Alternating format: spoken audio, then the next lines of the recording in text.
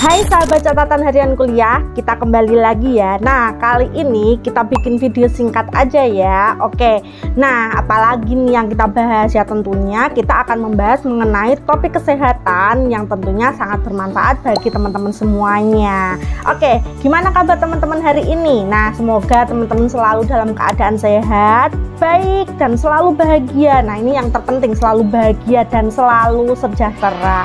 Nah teman-teman, kita akan membahas topik mengenai adanya pembengkakan atau benjolan di bagian leher sebelah kanan ya, yang sering terjadi nih ketika teman-teman mungkin setelah melalui masa-masa radang tenggorokan, atau mungkin pada masa-masa setelah ISPA mungkin ya, atau mungkin pada saat sakit gigi atau abses gigi seperti itu. Nah, ini sebenarnya kenapa ya? Apakah ini berbahayakah atau ini suatu keganasan? Oke, kita akan membahas setelah intro yang satu ini.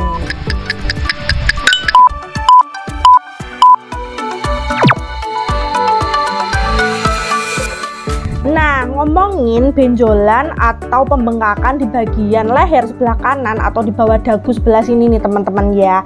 Nah, ini nih sebenarnya apa ya? Mungkin dari teman-teman semuanya itu pernah mengalami dan bertanya-tanya mengenai kenapa ya saya ini kok tiba-tiba ada benjolan di bagian leher sebelah kanan atau di bawah dagu yang sebelah sini nih, yang tepat di bawah telinga ini loh teman-teman, di sini nih ya. Nah, padahal sebelumnya itu teman-teman tidak pernah merasakan atau tidak pernah meraba adanya benjolan tersebut. Teman-teman, nah ini tidak perlu khawatir ya teman-teman, ketika nih ya, dalam tanda kutip nih, teman-teman mengalaminya ini pada saat teman-teman ini sedang merasakan sakit di bagian tenggorokan, atau teman-teman ini sedang merasakan atau mengalami yang namanya radang tenggorokan. Kemudian juga bisa pada saat teman-teman ini mengalami sakit gigi, nah adanya infeksi pada bagian gigi atau gusi seperti itu. Nah, kemudian juga bisa aja nih terjadi pada saat teman-teman namanya ISPA, infeksi saluran pernafasan atas, atau disebut dengan pilek seperti itu, atau seperti itu ya teman-teman ya. Nah, benjolan biasanya tuh muncul pada saat penyakit tersebut itu sedang bergejala teman-teman, atau mungkin juga pada saat setelah atau dari sakit misalkan radang tenggorokan atau batuk pilek itu tadi, atau sakit giginya tidak, dan ini muncul benjolan tersebut. Nah, ini kan sering ya jadi kayak cemas tersendiri nih, padahal kita tidak pernah meraba nih adanya benjolan, tiba ada benjolan seperti itu. Nah, jika itu teman perlu khawatir, karena memang ini adalah respon dari imun kita untuk merespon serangan dari luar, yaitu dari bakteri, virus, ataupun protozoa yang lainnya yang masuk ke dalam tubuh kita. Nah, lalu tentara dalam tubuh kita ini itu yang yang sedemikian rupa effortnya dia melawan yang namanya si bakteri dan virus tersebut. Nah, dampaknya adalah di situ terjadi pembengkakan di bagian limfa, kelenjar getah bening, dan salah satunya di situ limfa atau kelenjar getah bening ini itu terdapat di bagian bawah dagu atau di bagian leher sebelah kanan seperti itu teman-teman. Nah, ini sangat penting sekali ya teman-teman, kelenjar limfa atau getah bening ini, karena memang disitulah dia itu kelenjar yang berfungsi untuk mensekresi atau rumah bagi tentara-tentara tersebut untuk untuk berperang melawan bakteri atau virus yang masuk ke dalam tubuh kita. Nah, responnya seperti itu tadi, adanya pembengkakan di bagian kelenjar tersebut. Nah, efeknya adalah tadi adanya benjolan di bagian leher. Nah, seperti itu teman-teman. Nah, teman-teman, biasanya pembengkakan tersebut atau benjolan tersebut itu akan mereda dalam beberapa hari, bisa juga dalam beberapa minggu atau bahkan juga bulan, teman-teman. Nah, biasanya tuh rasa bengkak ini tuh memunculkan rasa nyeri tersendiri ya, teman-teman, ngilu seperti itu. Nah, itu tuh apa namanya ya, kalau saya pernah merasakan itu ngilunya itu sampai ke bagian kepala sebelah belakang seperti itu. Jadi yang ngilu itu tidak cuman di bagian yang bengkak, tapi sampai ke ubun-ubun, sampai ke belakang seperti itu, teman-teman.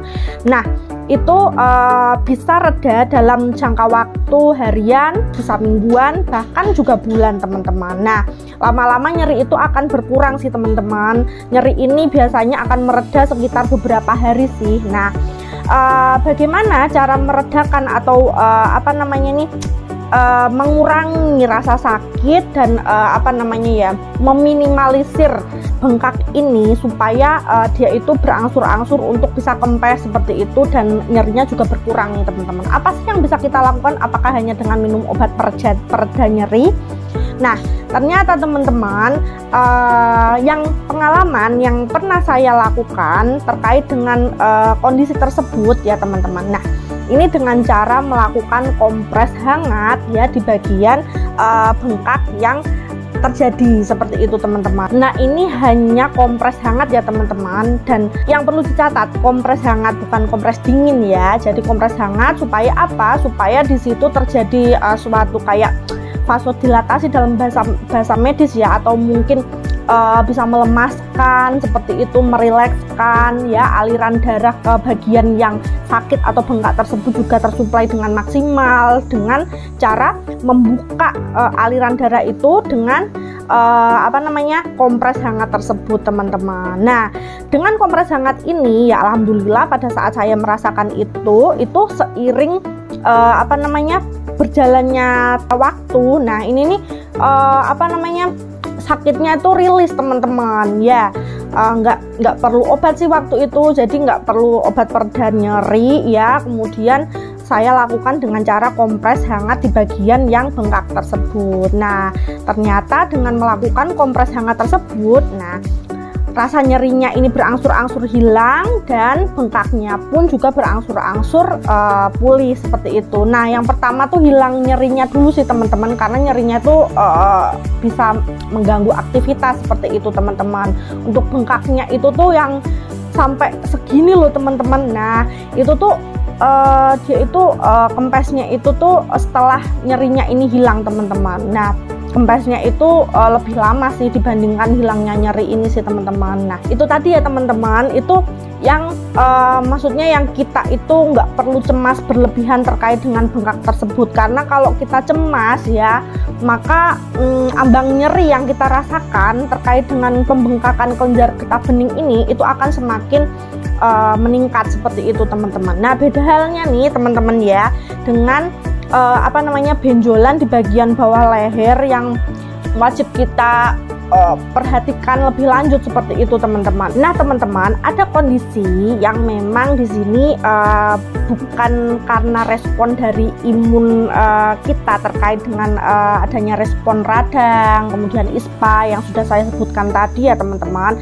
Nah, pembengkakan di bagian bawah dagu, di bagian leher sebelah kanan atau di bawah telinga ini ya, teman-teman, itu ada beberapa apa namanya, sebab, teman-teman. Nah, salah satunya nih selain yang kita bahas tadi, nah itu salah satunya adanya pembengkakan bagian kelenjar tiroid. Kemudian ada juga pembengkakan di bagian kelenjar air liur. Nah, ada juga nih, teman-teman, merupakan suatu keganasan atau kanker atau kista seperti itu. Nah, bisa juga ada beberapa memang pembengkakan ini diakibatkan karena adanya cedera, kemudian gigitan serangga, atau mungkin di situ ada bisul. Nah, seperti itu, teman-teman.